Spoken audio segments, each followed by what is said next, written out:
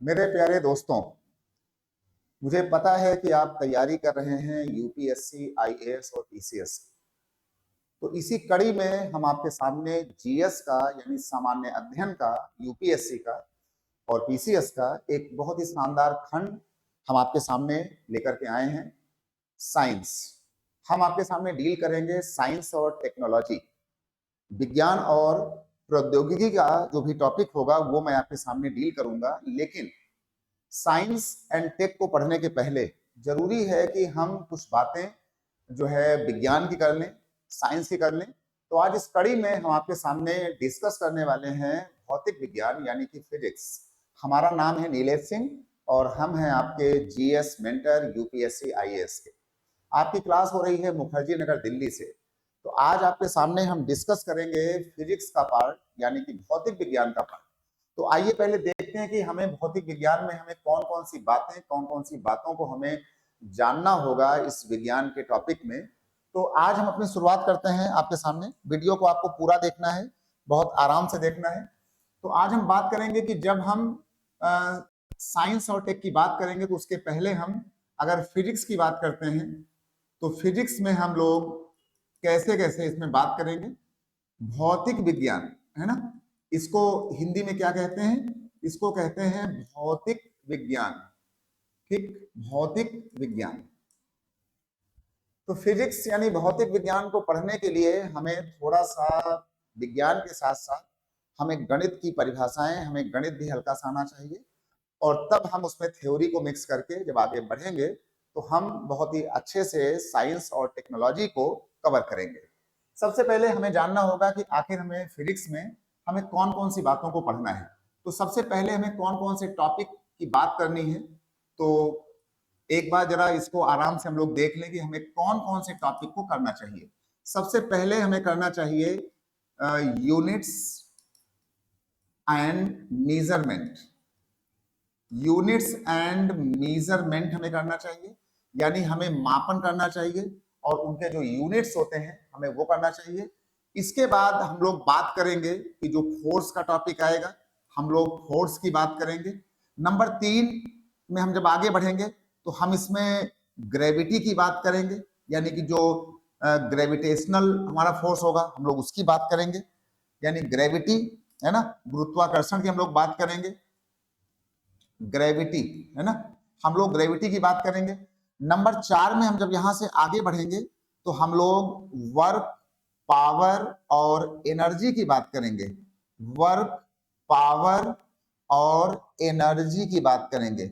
बहुत ही ध्यान से आपको हमारी बातों को जो है सुनना है, समझना है। ये हमने आपके सामने 4 बातें लिखा कि अगर आपको स्पेस की बातें पढ़ना है, अगर आपको साइंस और टेक को बहुत ही अच्छे से समझना है, आज की नई नई बातों को, अगर आपको चंद्रयान 1 को समझना है, चंद्रयान 2 को समझना है, चंद्रयान 3 की लॉन्चिंग को समझना है, उनकी कुछ गूढ़ जो उनके रहस्य हैं अगर आपको उनको समझना है तो आपको इन तमाम चीजों की यहाँ पर जरूरत पड़ेगी और आपको इस तरीके से आपको यहाँ पर ये पढ़ना होगा। इसके बाद हमें आगे चल करके हम जब ये फोर्स पढ़ेंगे तो इसी के साथ साथ जो है हमें काम पड़ेगा मोशन का, है ना। तो हमें मोशन को भी बहुत ही अच्छे से पढ़ना होगा। इसके बाद वर्क हो गया, पावर हो गया, ग्रेविटी हो गया, एनर्जी, फोर्स हमने बात कर लिया, मोशन का। इसके बाद जो है हमें mechanics of fluids and solid, हमें सॉलिड्स और जो हमारे फ्लूइड्स होंगे यानी हमें इनकी जो मैकेनिक्स होगी हमको इनको बहुत ध्यान से पढ़ना होगा, यानी mechanics of solids and fluids की हमें बात करनी होगी। इसी के साथ साथ हम बात करेंगे कि हमें जो है आगे चल करके हमें और कौन सी बात को पढ़ना है। ये आप हमें कमेंट बॉक्स में बताएंगे कि हमें और कौन कौन से पार्ट को पढ़ना है। आप जरा इसको नोट कर लें, तब तक हम बिल्कुल साइड हो गए हैं कि आप इसको बढ़ करके आगे यहां बढ़ें। ठीक ना, चलिए।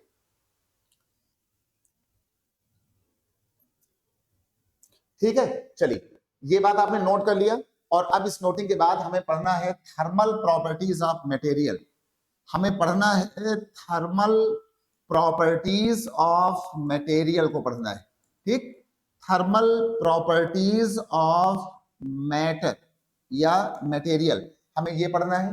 तो ये हमारे 7 नाम हो गए। इनको आप देखिए, जब भी आप कोई भी विषय पढ़ने आए, चाहे वो जीएस का हो, चाहे वो साइंस का हो, जीएस का या किसी विषय का कोई भी पार्ट हो, जब भी आप इसको पढ़ने आए, आपके सामने एक कॉपी हो, पेन हो, आप मेन बातों को टीचर के साथ में लिखते जाएं। ठीक है, चलिए भाई, थर्मल प्रॉपर्टीज ऑफ मैटर, और इसके बाद जो है हम लोग आगे जब पढ़ेंगे अपने पॉइंट नंबर 8 में आएंगे, तो हमको पढ़ना पड़ेगा यहाँ पर वेव मोशन, वेव थ्योरी, यानी हमें पढ़ना होगा वेव मोशन को। तो ये हमारा 8वां हो गया, ये हमारा 9 हो गया। हमें पढ़ना होगा लाइट की सारी बातें। क्या पढ़ना होगा? लाइट। लाइट को हम लोग डील करते हैं फिजिक्स में ऑप्टिक्स वाले मटेरियल के साथ, यानी जो हमारा जो हायर फिजिक्स होता है, जब कोई बच्चा जाता है बीएससी वेएससी में, एमएससी में, तो वो उसको लाइट ना बोल करके उसको वो ऑप्टिक्स कहता है। ऑप्टिकल इंस्ट्रूमेंट की बात होता है। तो जो हम लोग कहते हैं ऑप्टिकल इंस्ट्रूमेंट,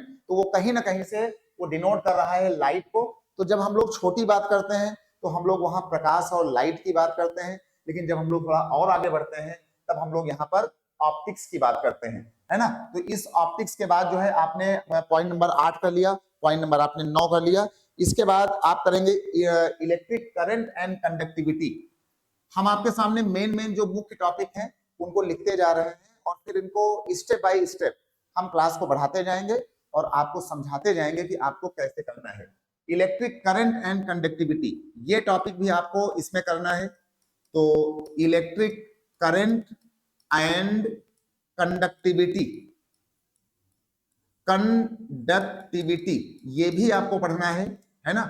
इलेक्ट्रिक करंट यानी जो हमारी धारा होगी और जो हमारी चालकता होगी, चालकता की बात हम करेंगे। कंडक्टिविटी की हम लोग बात करेंगे कि कंडक्टर क्या होते हैं, है ना, नॉन कंडक्टर क्या होते हैं। तो उसी से बना हुआ है कंडक्टिविटी, यानी जो चालकता, इसको फिजिक्स में कहा जाता है चालकता। तो हम लोग आगे चालकता को बहुत ही ध्यान से पढ़ेंगे, यानी जो कंडक्टर्स होंगे, कंडक्टिविटी होंगी, इलेक्ट्रिक करंट सिस्टम होगा, इसको हम लोग बहुत ही अच्छे से करेंगे। फिर हम लोग यहाँ पर आएंगे आगे चल करके 11 नंबर में हम लोग बात करेंगे मैग्नेटिज्म की, है ना। मैग्नेटिज्म की हम लोग बात करेंगे, यानी जो हमारा चुंबकत्व होगा, इसको हम आपके सामने हिंदी में लिख रहे हैं कि जो हमारा चुंबकत्व का टॉपिक होगा, हम लोग चुंबकत्व की बात करेंगे, यानी हम लोग मैग्नेटिक सिस्टम की, मैग्नेटिक फील्ड की, और जो पूरा मैग्नेटिक थ्योरी है हम लोग इसकी बात करेंगे। आप लोग जल्दी से पॉइंट नंबर 8, 9, 10 और 11 को अपनी कॉपी में पेन से लिखते चलें, है ना। हम बिल्कुल साइड हो गए हैं, स्क्रीनशॉट आप इसका ले सकते हैं। और इसके बाद जो है, ठीक है, इसके बाद हम लोग पढ़ेंगे सेमीकंडक्टर्स, है ना। बहुत ही सुंदर बात है। आगे हम लोग पढ़ेंगे सेमीकंडक्टर्स की बात होगी, सेमीकंडक्टर्स, ठीक है। साफ साफ लिखते हैं आपके सामने, हम लोग बात करेंगे सेमी कंडक्टर्स की, है ना। सेमी कंडक्टर्स की बात होगी, सेमी कंडक्टर्स की बात होगी। नंबर 13 में हम लोग बात करेंगे थर्मल एनर्जी की, इसका भी ध्यान रहे। हम लोग बात करेंगे थर्मल एनर्जी की। बहुत ही सुंदर और बहुत ही प्यारा ये टॉपिक है। बहुत सारे जो हमारे जीएस के पार्ट होंगे, साइंस और टेक के, वो हमारे जो है सेमीकंडक्टर, मैग्नेटिक सिस्टम और थर्मल एनर्जी से जुड़े हुए आपको दिखाई देंगे। इसको आप नोट कर ले कि थर्मल एनर्जी के टॉपिक को हम लोग यहाँ पर कैसे करेंगे, और इसको आपने नोट कर लिया। फिर हम लोग बात करेंगे source and form of energy. Number 14 में हम लोग बात करेंगे sources, sources and form of energy. Sources and forms of energy, हम लोग इसकी भी बात आपके सामने करने वाले हैं, sources and forms of energy.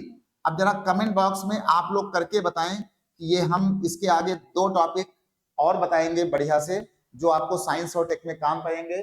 General science में भी आपको लगभग जितना भी एग्जाम होता है पीसीएस का या आईएएस का, प्री एग्जाम है या मेंस एग्जाम है, वहां जीएस के खंड में ये आपको देखने को मिलेगा। तो जरा आप मुझे कमेंट करके बताएं कि 15 और 16 में हमें कौन सी 2 बातें और पढ़नी चाहिए। जल्दी से इसको नोट करें और जल्दी से बताएं कि हमें इसमें क्या क्या करना चाहिए, क्या क्या हमें यहाँ पे करना चाहिए। याद आया कुछ या याद नहीं आया? कि हमें और कौन सी बात यहाँ पे करना चाहिए। अब हमें यहाँ पर एक चीज करना चाहिए, कम्युनिकेशन। मतलब आप ये जान लें यहाँ पर आपको, लेकिन कम्युनिकेशन से पहले जब बात एनर्जी की हो रही है तो आपको यहाँ पर करना चाहिए न्यूक्लियर एनर्जी। न्यूक्लियर एनर्जी को बिना किए अगर आप आगे बढ़ते हैं तो आपका साइंस एंड टेक्नोलॉजी हो, चाहे आपका जनरल साइंस हो, चाहे आपका मेंस का एग्जाम हो यूपीएससी का, या फिर प्रारंभिक परीक्षा हो, प्री का एग्जाम हो, उसमें कहीं ना कहीं से आपका घाटा होगा। और हम नहीं चाहते हैं कि आपका सिंगल कोई भी घाटा हो, क्योंकि सीमित अटेम्प्ट है, आपकी एक अच्छी उम्र है, तो हर बच्चा चाहता है, हर हमारा जो बॉयज एंड गर्ल्स है वो चाहता है कि सीमित दायरे में उसकी पढ़ाई हो, अच्छी पढ़ाई हो और वो सफलता लेकर के आगे जाए, क्योंकि बहुत सारे सपने होते हैं कुछ बनने के, कुछ कर दिखाने के समाज के आगे। तो इसलिए बहुत ध्यान से आपको पढ़ना है। ये जीएस का एक बहुत ही शानदार पार्ट है, न्यूक्लियर एनर्जी। और इसके बाद आपको करना पड़ेगा कम्युनिकेशन। कम्युनिकेशन यानी जो संचार व्यवस्था होगी, यानी संचार से जुड़ा हुआ, हमने इसको हिंदी में भी लिख दिया कि जो आपका ये जो संचार व्यवस्था होगी ये भी करना होगा। ये हमने आपके सामने 16 टॉपिक लिख दिए हैं, और इस 16 टॉपिक के में अगर आपने ये सब काम कर लिया, एक बार आपको दिखाते हैं कि जो हमारा प्रीवियस पेज था इसका हमने यहाँ पर क्या क्या लिखा था। तो अगर आपने ये काम किया तो निश्चित रूप से आपका जो पेपर हो रहा है, कि अगर आप करते हैं आईएएस और पीसीएस की अगर आप तैयारी कर रहे हैं, तो आईएएस और पीसीएस के पेपर में आपको जीएस के खंड में आपको बहुत ही ज्यादा ये सहूलियत देने वाला है सामान्य अध्ययन में। इसलिए इसको आप बहुत ही ध्यान से, हमने जो जो आपके सामने बना दिया है, लिख दिया है, उसको जो है ये हमने आपका चेहरा बना दिया है ना। ऐसे मुस्कुराते हुए पढ़ते रहिए, है ना, और पढ़ते पढ़ते आप गुनगुनाते रहिए। हमारा नाम, जिन बच्चों को ना पता हो वो हमारा नाम लिख ले।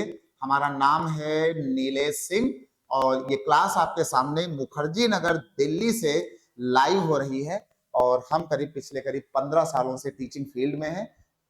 इसलिए हमें नए बच्चों को, हमें नए लड़के और लड़कियों को जो है वो कैसे डील करना है, कैसे पढ़ाना है, जिससे कि उन्हें खतरा महसूस ना हो और वो अपनी इस यूपीएससी की तैयारी को बहुत ही शानदार तरीके से जो है वो करते रहें। ठीक है, चलिए। तो आपने पहला पढ़ा है यूनिट एंड मेजरमेंट, ये आपने पढ़ा। फिर इसके बाद आपने दूसरा जो आपने बात की, दूसरे बात में आपने यहाँ पे समझा, ये आपका रहा नंबर 2 फोर्सेस आप पढ़ेंगे। नंबर 3 में आप पढ़ेंगे ग्रेविटी, ग्रेविटेशनल फोर्स यानी कि गुरुत्वाकर्षण, न्यूटन के नियम। और फिर आप पढ़ेंगे नंबर 4 में वर्क, पावर, एनर्जी, यानी कि कार्य, और ये जो पावर है एनर्जी है। और एनर्जी के बाद आपको पढ़ना पड़ेगा बहुत अच्छे से मोशन, है ना, न्यूटन के नियम। मोशन में ही आप जोड़ सकते हैं कि जो भी न्यूटन के नियम होंगे हमको उनको बहुत ही ध्यान से करना होगा। न्यूटन्स लॉ, जैसे कि हमारा इनर्शिया हो गया, है ना, न्यूटन का हमारा पहला नियम, दूसरा नियम, तीसरा नियम, तो हमें ये सारी बातें मोशन में समझना होगा।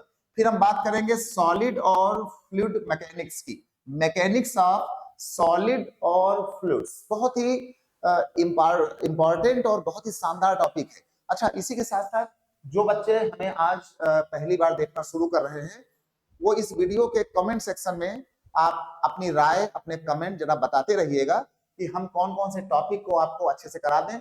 मतलब इसमें आपको पूरी शानदार तरीके से हम पूरी फिजिक्स, पूरी केमिस्ट्री, पूरी बायोलॉजी, पूरा science and technology UPSC pre और मेंस लेवल तक बहुत ही आराम से कराएंगे।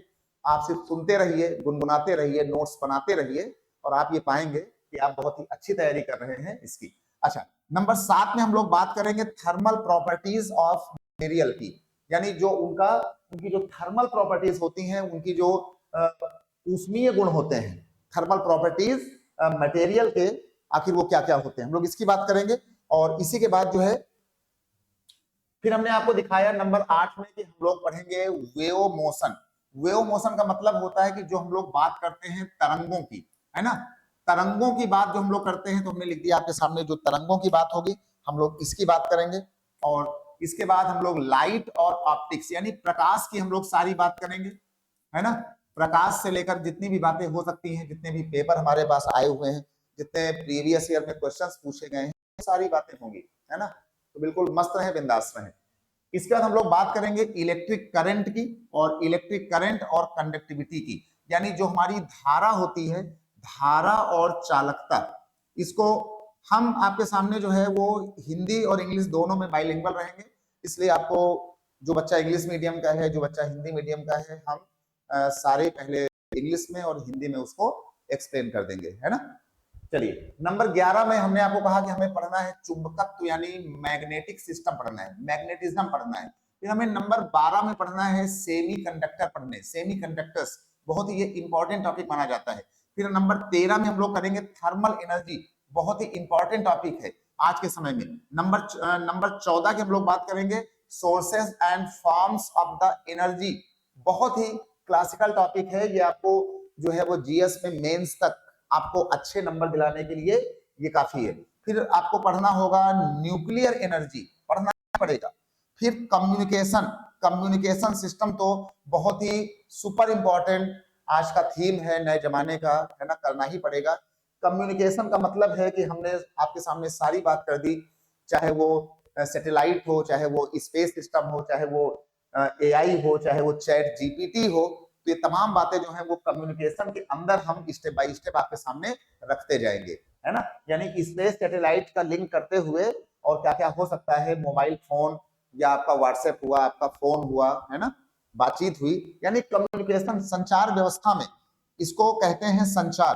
तो संचार व्यवस्था में जो भी चीजों का इन्वॉल्वमेंट होता है वो सारी बातें हम आपके सामने स्टेप बाय स्टेप हम रखते जाएंगे। आपको सिर्फ बताते रहना है कि आपके जो हमारे लेक्चर हैं वो आपके लिए अच्छे हैं, आपको इसका फायदा हो रहा है। तो फायदा कैसे हो रहा है, अपने छोटे छोटे कमेंट सेक्शन में करते रहिएगा, इससे हमें भी कुछ मोटिवेशन मिलेगा और हमें आपसे जुड़ने का, जो हमारे बॉयज एंड गर्ल्स हैं पूरे देश के, वो हमें भी खुशी होगी कि हम आपसे बात कर पा रहे हैं और आप हमें सुन पा रहे हैं, समझ पा रहे हैं, है ना। चलिए, तो इसलिए जो है कम्युनिकेशन आपको हमसे बना करके रखना है। तो ये एक अच्छा टॉपिक भी है।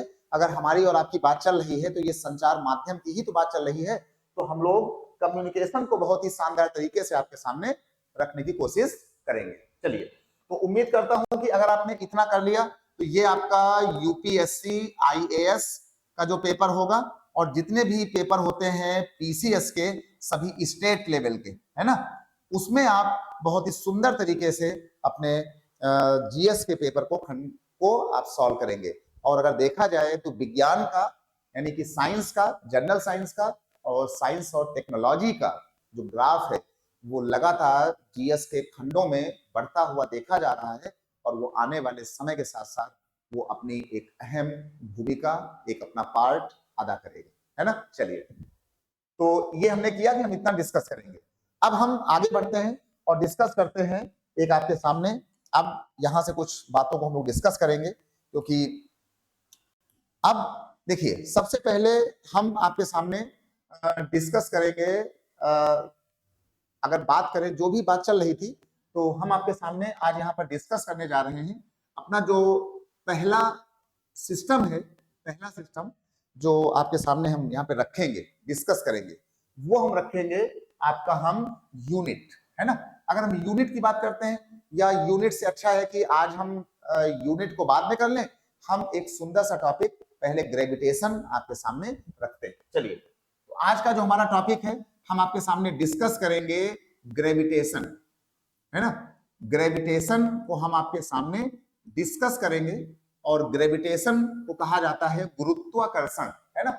ग्रेविटेशन और ग्रेविटी, ग्रेविटेशन और ग्रेविटी, ये हमारा टॉपिक हो गया। लेकिन हम इसी के साथ आपको ये भी समझाएंगे कि आखिर ग्रेविटी क्या होता है, गुरुत्व बल क्या होता है। तो हमारा जो मेन टॉपिक हुआ वो तो हुआ हमारा ग्रेविटेशन, लेकिन जब हम ग्रेविटेशन पढ़ेंगे तो ऐसा तो हो ही नहीं सकता कि हम ग्रेविटी वाले वर्ड की या उसके शब्द की हम बात ना करें, तो हम ग्रेविटी की बात करेंगे। देखिए, आखिर ग्रेविटेशन या ग्रेविटी क्या होता है ना। ग्रेविटेशन पुल क्या होता है, जैसे जब हम ग्रेविटी पर हमने बात की, तो ग्रेविटी को समझने के लिए हमें सबसे पहले हमें न्यूटन्स लॉ की तरफ अपनी कुछ बात को बताना चाहिए। जब आप न्यूटन्स लॉ को समझ जाएंगे तब आप उसके द्वारा आप ग्रेविटी को आप समझने की कोशिश करेंगे। लेकिन जैसे मान लीजिए अगर हम बात करते हैं सबसे पहले ग्रेविटी की, तो आइए देखते हैं कि भाई हमारा जो पहला खंड है कि आखिर ग्रेविटी की हम बात जो है कैसे करेंगे, है ना। देखिए बहुत ही आराम से आपको समझना है ना। गुरुत्व बल इसको कहा जाता है, गुरुत्व बल, है ना। इसको आप हिंदी में गुरुत्व बल कह सकते हैं। अब जब कोई ग्रेविटी पढ़ेगा तो ग्रेविटी में आखिर हम लोग किस तरीके से अपने जो है वो काम को करेंगे। देखिए ग्रेविटी में क्या हुआ कि जैसे मान लीजिए कि ये हमने एक बना दिया, यहां पे जाकर हमने यहां पर एक बना दिया आपके सामने एक, ये हमने मान लो अर्थ बना दिया। अब अगर ये अर्थ बन गई और ये हमारी एक पृथ्वी है, अर्थ है, ये सभी बच्चों ने पढ़ा होगा छोटी वाली क्लास में, ये एक अगर हमारी पृथ्वी है तो ये हमारा पृथ्वी का सेंटर है।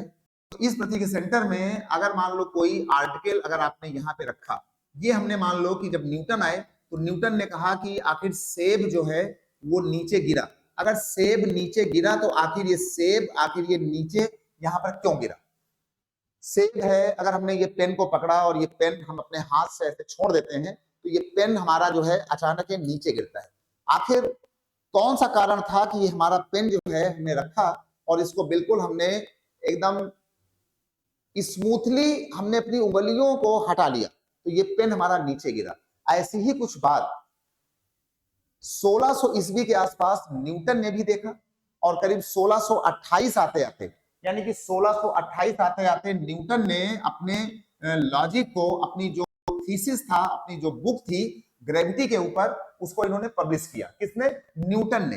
न्यूटन ने 1628 के आसपास, या हम यूं कहें कि 1628 को न्यूटन ने अपना ये कानून, अपना ये सारा जो सिस्टम था कि सेब का गिरना, पत्थर का गिरना या हमारे पेन का गिरना, इस सारी कहानियों को अपने एक बुक के माध्यम से, अपने एक मैगजीन के माध्यम से देश और दुनिया के सामने रखा और वो साल था 1628 के आसपास, है ना, न्यूटन ने। तो न्यूटन ने आखिर कौन सी बात देखी थी, कौन सी बातों की वो चर्चा करना चाह रहे थे?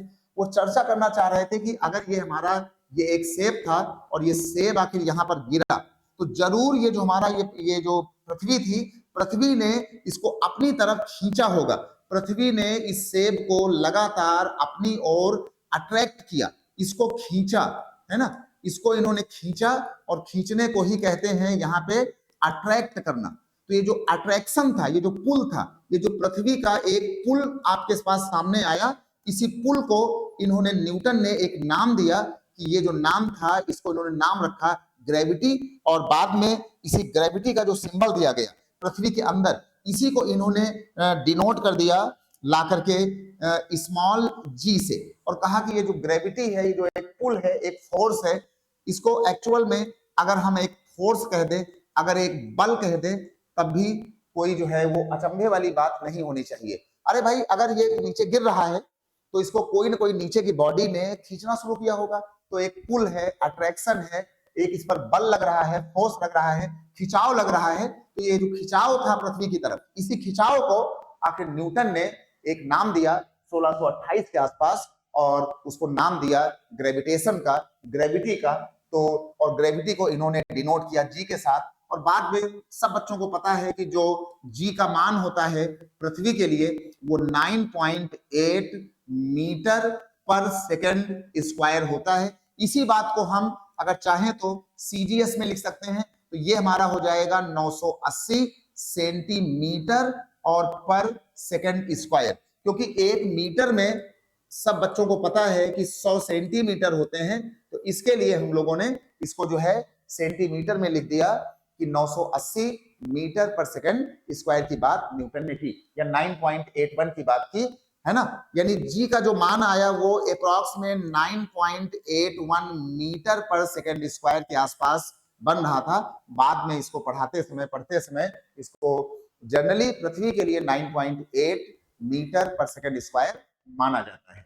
ठीक है, तो ये हमने आपको हल्का सा बताया कि भाई ग्रेविटी क्या होता है, गुरुत्व बल क्या होता है, फोर्स क्या होता है। अच्छा, इसी के साथ साथ हम जब यहां से आगे बढ़ेंगे तो हमें जानना चाहिए कि जब भी हम फोर्स की बात करते हैं, बल की बात करते हैं, जब भी हम अगर बल की बात करें या फोर्स की बात करें, तो जो बल होता है वो होता है द्रव्यमान। देखिए सारी बातें होंगी आपके सामने, द्रव्यमान और द्रव्यमान के साथ साथ हमको यहाँ लगाना पड़ता है इसका त्वरण। यानी जो बल आया है, बल को कहा जाता है फोर्स, और ये हमारा हो जाता है मास, और मास को जब हम गुणा करते हैं त्वरण से, तो त्वरण को कहा जाता है एक्सीलरेशन, है ना, एक्सीलरेशन। तो इसको फोर्स को डिनोट करते हैं F से, मास को करते हैं M से, और इसको डिनोट करते हैं A से। तो जो हमारा बल होगा, बल को हम कहीं पर भी पढ़े, हम चाहे फोर्स के टॉपिक में पढ़ें, चाहे ग्रेविटी में पढ़ें, चाहे न्यूटन के कानून में पढ़ें, न्यूटन के नियम में पढ़ें, न्यूटन्स लॉ की बात करें, जब भी फोर्स की बात होगी तो हमें फोर्स बराबर मास इनटू एक्सीलरेशन की बात करनी होगी।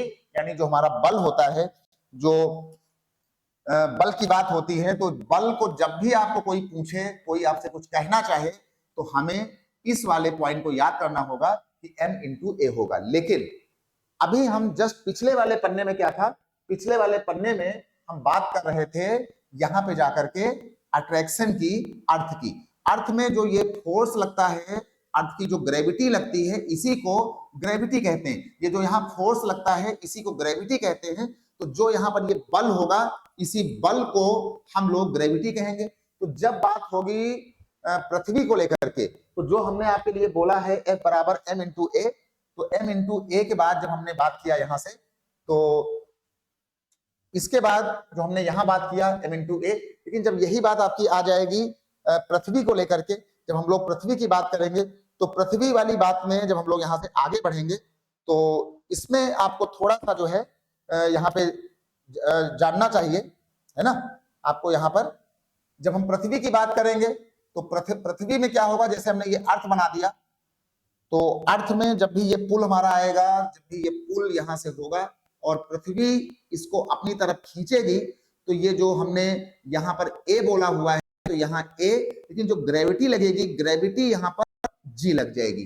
तो अगर हमारे पास यहाँ पर m ऑब्जेक्ट का एक कोई मास है, और ये मास पृथ्वी की तरफ गिरना चाह रहा है, ये अर्थ हो गया, है ना, ये अर्थ हो गया, पृथ्वी हो गई। अगर ये पृथ्वी की तरफ अगर ये गिरना चाह रहा है, तो आप ये समझ लें, आप ये जान लें कि ये जो F बराबर m इंटू ए होगा, इसको हम आगे चल करके पृथ्वी के लिए F बराबर m इंटू ग्रेविटी से लिखना चाहेंगे m इंटू जी के साथ। तो आपको ये दो बातें बहुत ही ध्यान से और बहुत ही आराम से समझना है। जितना ज्यादा आप इसको समझते जाएंगे, उतना ही आप स्पेस टेक्नोलॉजी को, आप जो है साइंस टेक में जब हम बात करेंगे स्पेस टेक्नोलॉजी की, तो आप उसको बहुत गंभीरता से और बहुत ही दिल से सीखेंगे। और कोई भी सब्जेक्ट जब आप दिल से पढ़ते हैं, दिल से सीखते हैं, दिल से आपको पढ़ाया जाता है, तभी आप उसको समझ पाते हैं, तभी आप उसको यहाँ पे सीख पाते हैं। तो ये बातें हमने आपको बता दिया, आप इसको समझ गए होंगे। अब हम आपके सामने बात करेंगे न्यूटन्स लॉ ऑफ ग्रेविटेशन की। अगर आपने उसको समझ लिया, तो फिर आपने बहुत सारी बातों को आपने इसमें जाना। अब आपके सामने रखेंगे Newton's law of gravitation, Newton's law of universal gravitation, है ना, यूनिवर्सल लॉ ऑफ ग्रेविटेशन, है ना, Newton's law of gravitation, gravitation इसी को कहा जाता है universal law of gravitation, universal law of gravitation, है ना। न्यूटन का गुरुत्वाकर्षण का सार्वत्रिक गुरुत्वाकर्षण का नियम, सार्वत्रिक, है ना, न्यूटन का सार्वत्रिक गुरुत्वाकर्षण का नियम। हिंदी बोल दिया, इंग्लिश बोल दिया, ठीक। लेकिन न्यूटन ने हमसे दो बातें बताई। न्यूटन ने दो बातें बताई अपने थ्योरी में 1628 के आसपास, जब उन्होंने पूरा पब्लिश किया। उन्होंने कहा कि अगर हमारे सामने, मान लीजिए कि हमारे सामने एक ऑब्जेक्ट ये रखा हुआ है, और हमारे इसके बगल में एक ऑब्जेक्ट हमारे पास ये रखा हुआ है, तो ये हमारे दो इसके ऑब्जेक्ट हो गए। अब जब ये हमारे दो ऑब्जेक्ट हुए, तो इसका जो मास हुआ, इसका मास माना गया, इसका जो मास आ रहा है, इसके मास को माना गया कि इसका मास है m1, और ये जो छोटा दिख रहा था, इसका मास माना गया m2। हमारे पास दो बॉडी हैं, दो पिंड हैं। अब ये पिंड अर्थ और आदमी भी हो सकता है, अर्थ और मून भी हो सकता है, दो छोटे पत्थर भी हो सकते हैं, हमारा हाथ और ये पेन भी हो सकता है। देखिए देखिए न्यूटन ने कितनी सुंदर बात बताई होगी। देखिए न्यूटन, हम भी इंसान हैं, आप भी इंसान हैं, न्यूटन भी इंसान थे, लेकिन जो बात हम लोग फील नहीं कर पाए उसको न्यूटन ने फील किया। कितनी सुंदर बात रही होगी, इसको समझिए। देखिए न्यूटन ने एक बात बताई। न्यूटन ने कहा कि जैसे इसका सेंटर ये वाला है और इसका सेंटर ये वाला है, तो जब ये दो बॉडी यहाँ पे रखी होंगी तो ये दो बॉडी चाहे छोटी हो चाहे बड़ी हो, ये आपस में एक दूसरे को अपनी तरफ खींच रही होंगी।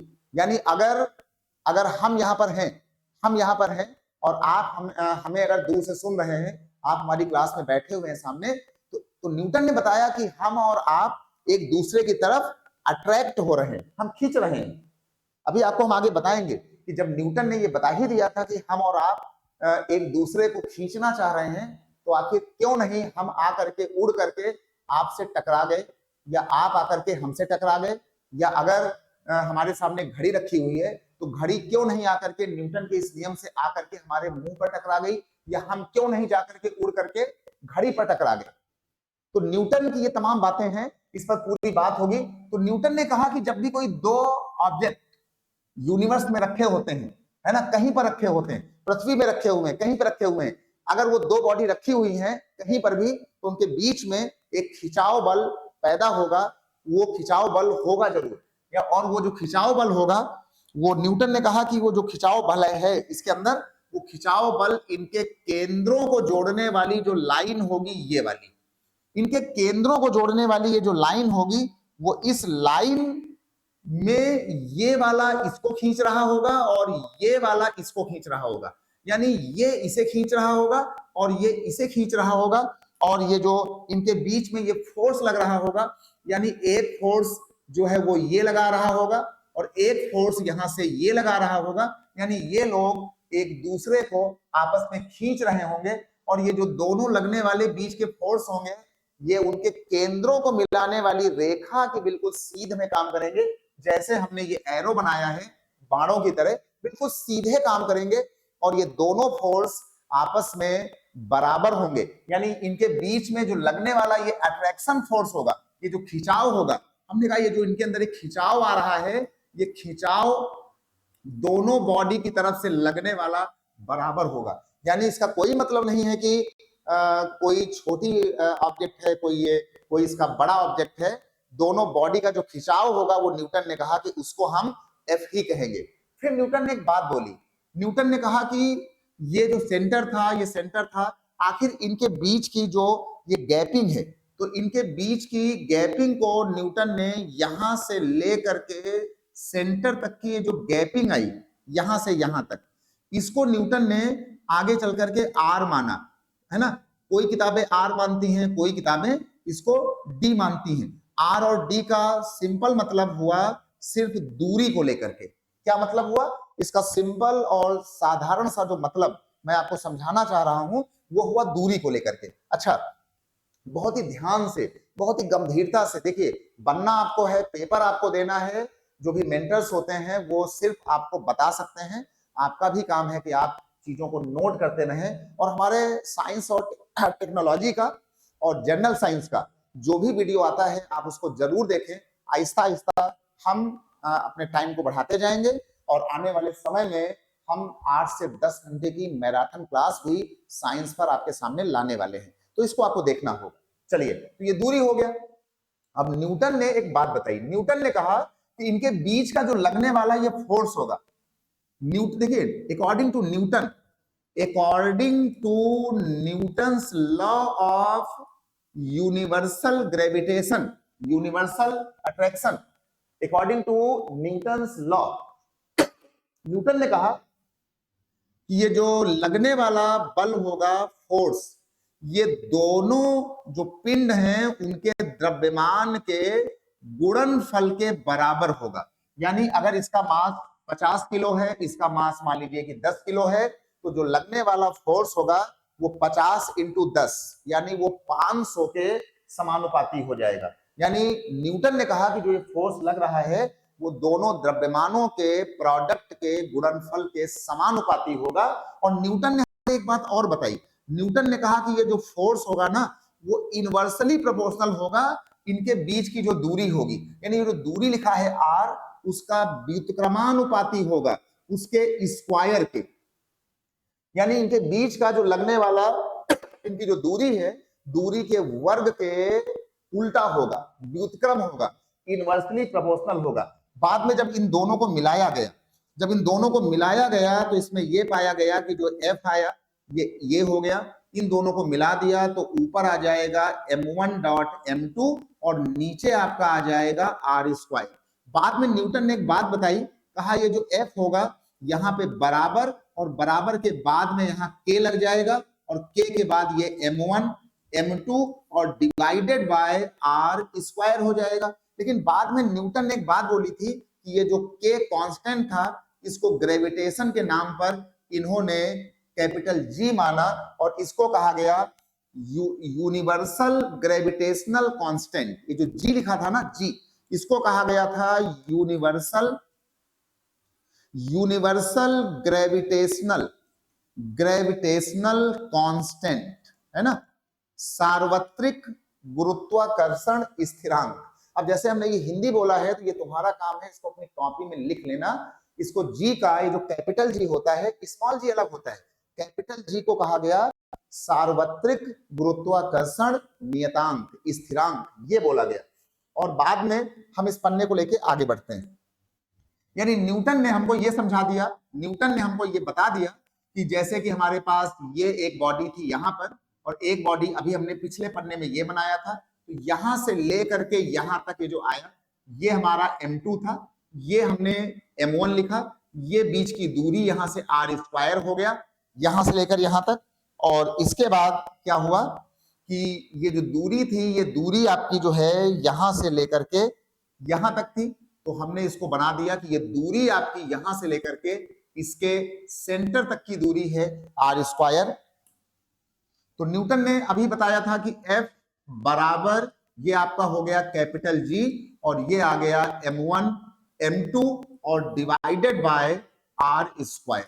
इसको आपको बहुत ही ध्यान से, बहुत गंभीरता से आपको समझना है, बहुत ही इंपॉर्टेंट रोल प्ले करता है ये पढ़ते समय। एक बार जरा आप पिछले वाले पन्ने को जरा नोट कर लें, फिर हम बात करते हैं, ठीक है।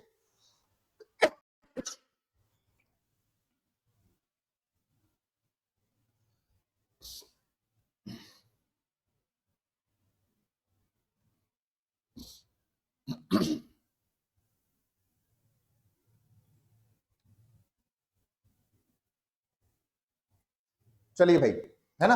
अच्छा, इसके बाद जो है हमने आपको एक पन्ना और बताया था इसके पहले, और यहां पर हम बात कर रहे थे ग्रेविटी को लेकर के। तो इसको कहा जाता है ये आपका जो है यहाँ पर ये आपका ग्रेविटी, यानी कि ये आपका गुरुत्व हो गया। क्या हो गया? ये आपका हो गया गुरुत्व। इस गुरुत्व को, क्योंकि जब ये नीचे गिर रहा होता है तो नीचे गिरने में क्या होगा कि जब ये नीचे यहां गिर रहा था तो इस पर जो है काम कर रहा था G, और इसको कहा जाता है acceleration due to gravity. Acceleration due to gravity, इसको बहुत ध्यान से आपको समझना है। एक्सीलरेशन ड्यू टू ग्रेविटी, है ना, ये हो गया। तो इतने पन्ने आपने देख लिया, इसको आप इसको नोट कर लें बहुत अच्छे से। ये इसका पहला पेज था, इसका लेना है स्क्रीनशॉट। और इसके बाद हमने आपको समझाया था ये वाली बात, इसको भी आप देख लें। फिर हमने आपको बताया universal law of gravitation, Newton's law of gravitation, है ना, या यूनिवर्सल लॉ ऑफ ग्रेविटेशन की हमने यहाँ पर आपके सामने हमने बात की, है ना। चलिए, इसके बाद हमने आपको सिखा दिया नेक्स्ट पेज पर कि ये यहाँ पर इसकी बात आ गई। अच्छा, अब क्या होगा? अब इसके बाद हम जब यहां से आगे बढ़ेंगे तो आगे बढ़ने में क्या हुआ, देखिए न्यूटन ने एक बात और कही, अगर हम r को यहां भेजते हैं, इसको यहां भेजते हैं, तो ये हमारे सामने आ जाएगा F r स्क्वायर, और इसको नीचे लाएंगे m1 और m2 को, और ये हमारे पास क्या बचा? ये हमारे पास G आ गया। अगर हमको G का अगर मात्रक चाहिए, अगर हमें G का मात्रक चाहिए, अगर इसको हमको इसकी यूनिट चाहिए, तो इसकी यहाँ पर यूनिट आ जाएगी, F की यूनिट होती है न्यूटन, तो ये हमने यहाँ पे लिख लिया न्यूटन यानी n, और ये आपका r है तो ये हो जाएगा मीटर स्क्वायर, ये आपके किलोग्राम अपॉन में है, तो ये आपका हो जाएगा पर केजी का स्क्वायर। ये आपके जी का मान था। और इसके बाद जो है, जो हमारे जी का मान था 6.71 इंटू 10 पावर -11, और इसकी जो यूनिट थी अभी आपने पढ़ा था न्यूटन मीटर स्क्वायर प्रति केजी स्क्वायर। तो ये बात भी आपको बहुत ध्यान से समझ लेना है कि भैया इसका जो मान था वो हमने आपके सामने क्या क्या रखा था।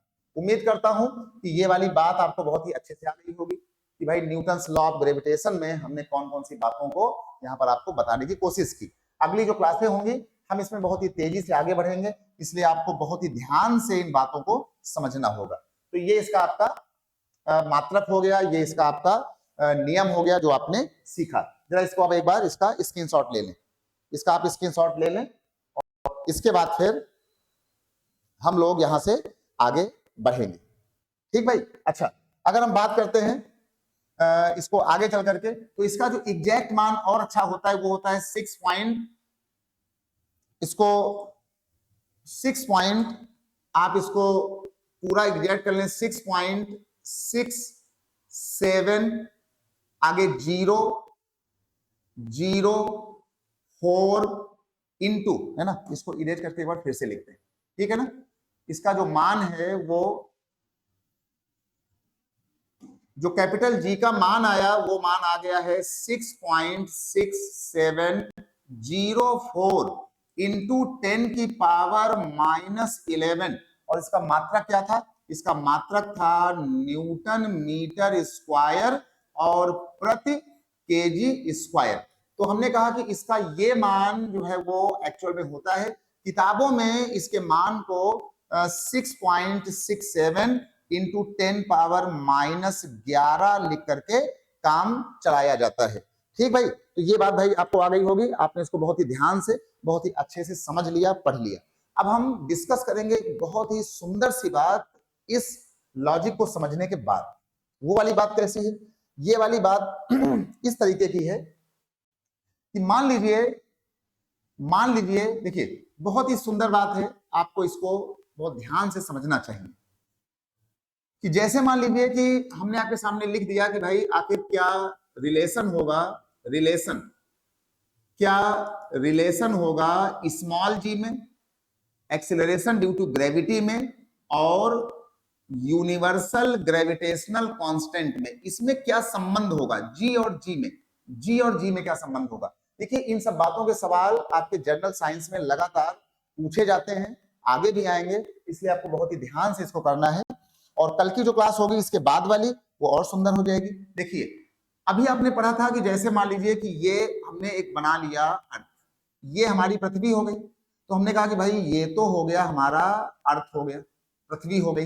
पृथ्वी को हम आगे चल करके ई मानना शुरू कर देंगे, और इसके बाद ये इसका सेंटर हो गया, और इसके ऊपर ये कोई यहाँ पर एक बॉडी रखी थी, और ये जो बॉडी रखी थी इसका जो मास था, इसका मास m हो गया, और जो अर्थ है इसका जो द्रव्यमान है, क्योंकि बड़ी वाली अर्थ है इसलिए इसका मास m हो गया। अब हो गया क्या कि न्यूटन ने कहा था कि जब भी कभी दो ऑब्जेक्ट, एक छोटा ऑब्जेक्ट एक बड़ा ऑब्जेक्ट, जब भी कभी ये होगा तो इसके बीच में एक अट्रैक्शन फोर्स, खिंचाव का बल जरूर लगेगा इसके केंद्र की तरफ, और ये जो केंद्र की तरफ इसमें बल लग रहा है, इसी बल को अभी आपने कहा कि ये आपका ग्रेविटी होगा, ये आपका ग्रेविटी वाला बल होगा, ये आपका जी वाला बल होगा।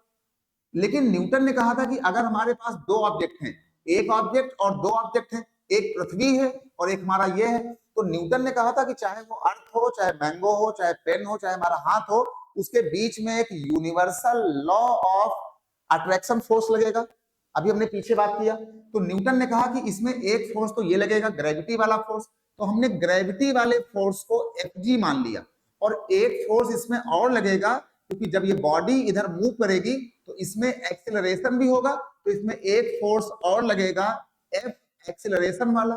इसका मतलब हो गया है कि जब हमने यहाँ पे बात किया तो ये आ गया आपका F, एक बल आ गया Fa वाला, और एक बल हो गया आपका ग्रेविटी वाला। इसको आपको बहुत ही ध्यान से समझना है, क्योंकि बहुत सारे बच्चे इसमें आकर के कंफ्यूज होते हैं कि आखिर जब पृथ्वी की बात हो रही है तो हम Fa की बात क्यों कर रहे हैं। अरे भाई क्यों नहीं करें, न्यूटन ने कहा था कि भले वहां ग्रेविटी लग रही है वो अच्छी बात है, लेकिन ग्रेविटी तो इस अर्थ का एक नेचुरल पुल वाला केस है, इसका एक प्राकृतिक गुण हो गया।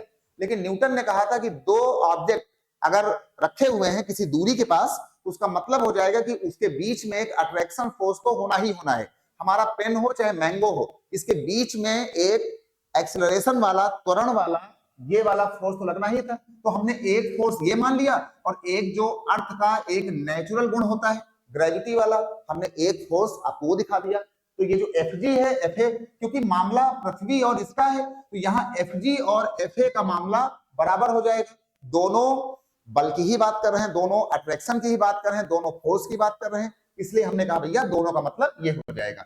अब जो आपने यहाँ पर Fa किया, Fa का मतलब हो जाएगा, अभी जो आपने यहाँ पर Fa की बात की ना, इस वाले बात की, तो ये जो आपका ये वाला मामला आया ग्रेविटेशन, तो ग्रेविटेशन का मतलब होता है m इंटू जी, फोर्स बराबर m इंटू जी। लेकिन जब इसकी बात आई अट्रैक्शन वाली, तो न्यूटन ने कहा था कि अट्रैक्शन होता है g capital M small m, g m1 m2 और डिवाइडेड बाय यहां से इसके बीच में जो इसकी रेडियस होगी, तो इसकी जो दूरी है, इसकी दूरी को माना जाता है, जो पृथ्वी की रेडियस होती है उसी को यहां से यहां तक की दूरी माना जाता है, क्योंकि ऐसा माना जाता है कि पृथ्वी की त्रिज्या के रिस्पेक्ट में ये जो ऑब्जेक्ट रखा हुआ है उसकी दूरी कितनी होगी, 500 मीटर, 50 मीटर, 40 मीटर। तो ऐसा माना जाता है कि जो पृथ्वी की रेडियस है वो तो आपकी होती है 6400 किलोमीटर होती है। तो 6400 किलोमीटर के रिस्पेक्ट में तुम्हारी जो ये दूरी होगी वो नेग्लिजिबल होगी। इसलिए इस दूरी को, दोनों पिंडों के बीच की दूरी को ये पृथ्वी की त्रिज्या ही मान लेते हैं। तो हमने कहा कि ये हमारे सामने आ गया, आगे चल करके जी एम और एम, और नीचे आ गया इनके बीच की दूरी, ऐसे आ गया। अब जब इतनी बात हो गई तो हमने कहा कि ये छोटा वाला m और ये वाला m यहां से कट गया, तो ये जो स्मॉल g आया वो हो गया G M by R square. क्या मतलब हुआ इसका, कि जो हमने यहाँ पर बात की कि ये जो स्मॉल g आ रहा है, g बराबर हो गया कैपिटल G पृथ्वी का मास और पृथ्वी की रेडियस का स्क्वायर।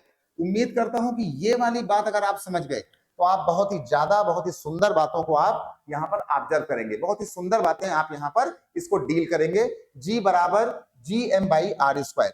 अब जरा इस पर आप ध्यान से देखिए कि यहाँ पर जो ये आर्टिकल गिर रहा था, ये स्मॉल m वाला, ये जो हमारा ये ऑब्जेक्ट था, चलो हमने इसको सेब मान लिया, हमने इसको संतरा मान लिया। हमने कहा कि ये जो संतरा या सेब तुम यहाँ गिरा रहे थे, जब हमने यहाँ लगाया तो ये देख लो आपका संतरे वाला जो मास था वो तो खत्म हो गया। यानी तुम्हारे इस फार्मूले में जो ऑब्जेक्ट ऊपर से कहीं गिराया जा रहा था, पेन गिर रहा था, कार गिर रहा था, हम गिर रहे थे, तुम गिर रहे थे, हमारा तो मास ही खत्म हो गया, इस फार्मूले ने कहा। इसका मतलब हो गया है कि ये कानून कहता है कि जो भी ऑब्जेक्ट गिरती है उसके मास पर ये वाला फोर्स यानी ग्रेविटी डिपेंड नहीं करती है। इस बात ने हमको एक बात बता दी, बहुत ही सुंदर बात बताई है।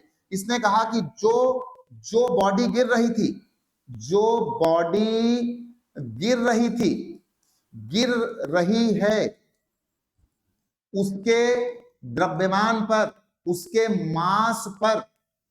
मास पर डिपेंडेंसी नहीं होगी, उसके मास पर डिपेंडेंसी नहीं मानी जाएगी, नहीं होगी उसके मास पर डिपेंडेंसी। इसका मतलब क्या हुआ, इसका मतलब हुआ कि हम चाहे यहां से एक बाल गिराएं, अमरूद गिराएं, तुमको गिरा दें, बस को गिरा दें, कार को गिरा दें, पृथ्वी का जो अट्रैक्शन पुल होगा वो सभी बॉडी के लिए बराबर होगा।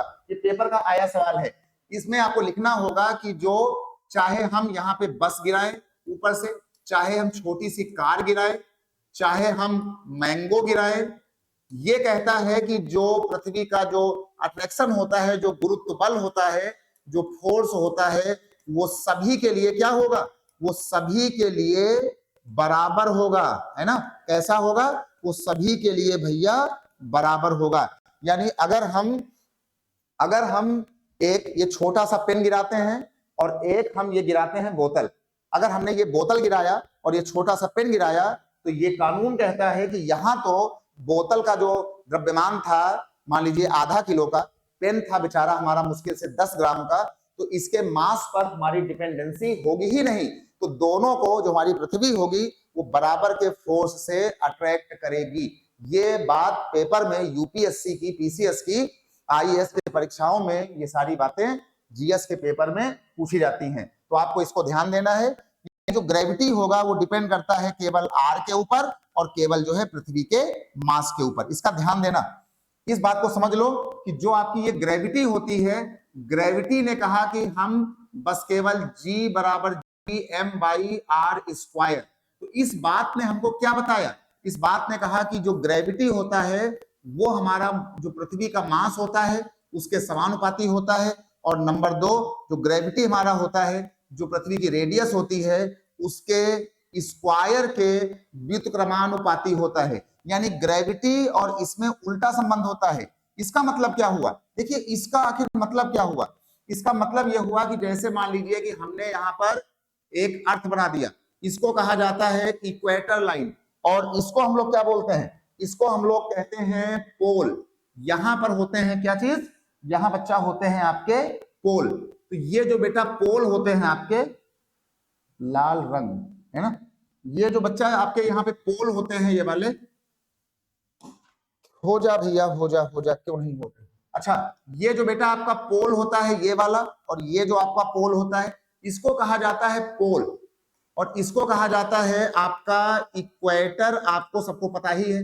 अब देखिए इसमें होगा क्या, जैसे ये आपका हमने यहां से ऐसे बना दिया, तो देखो यहां से जो आपकी दूरी है ज्यादा होगी, ये इसकी रेडियस हो जाएगी।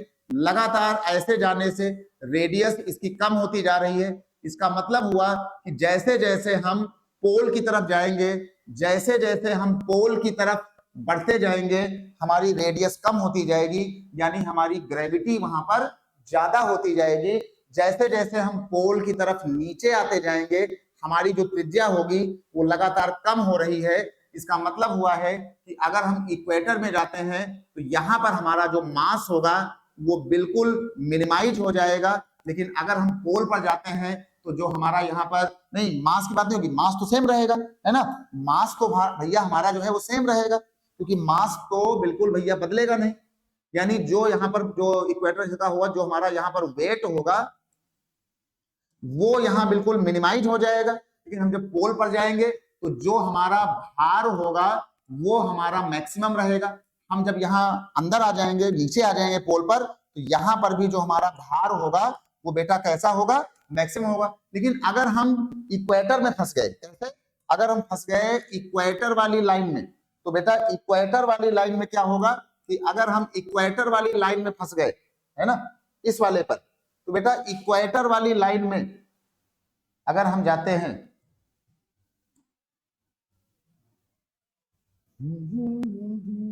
अच्छा, तो अगर हम इक्वेटर की लाइन में आ गए तो इस वाले लाइन में जो हमारा वेट होगा वो मिनिमाइज हो जाएगा।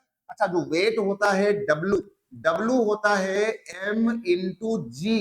इसका मतलब है कि हमारा मास तो सेम रहेगा, m मतलब मास, ये तो हमारा सेम रहेगा, क्योंकि जो मास है वो बेटा एक स्केलर क्वांटिटी है।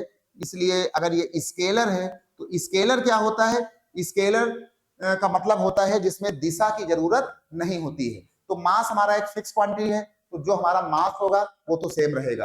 लेकिन जब हम ऐसे ऊपर नीचे जाएंगे तो ये फार्मूला कहता है कि G और R उल्टा होते हैं। जहां पर आपका R कम होता जाएगा वहां पर आपकी ग्रेविटी जो है वो मैक्सिमम होती जाएगी, ठीक है, और जहां पर आपका R बहुत ज्यादा हो जाएगा वहां पर आपकी ग्रेविटी आकर के कम हो जाएगी। तो इसका आप ध्यान देना कि आखिर पोल पर तो ये क्या होता है। अच्छा, इसी के साथ साथ अगर हम बात करें यहाँ पे ला करके आपके सेंटर की, जैसे ही हम पहुंचते हैं सेंटर में, अगर हम सेंटर में आ गए तो बच्चा सेंटर में आने में क्या होगा? अगर सेंटर में आ गए तो सेंटर में हमारा जो मास है वो बिल्कुल आकर के जीरो हो जाएगा, है ना। अर्थ का जो सेंटर होता है, हम जब सेंटर में आएंगे तो हमारा जो वेट होगा, हमारा वेट बिल्कुल जीरो हो जाएगा। यानी अगर पृथ्वी में हम बिल्कुल बीचों बीच एक होल कर दें और हम इस पेन को डाल दें, तो जैसे ही ये पहुंचेगा बिल्कुल केंद्र में, 6400 किलोमीटर त्रिज्या चलने के बाद जब वो सेंटर में आएगा तो उसका जो भार है वो शून्य हो जाएगा और वो भारहीनता की तरफ अपने भार को महसूस करेगा। ठीक है, तो ये बताया इस फार्मूले में। तो इसके बाद हम लोग अपनी अगली क्लास से आगे बढ़ेंगे। आज आप इस वीडियो को देखेंगे और कमेंट करेंगे कि ये लेक्चर आपको कैसा लगा।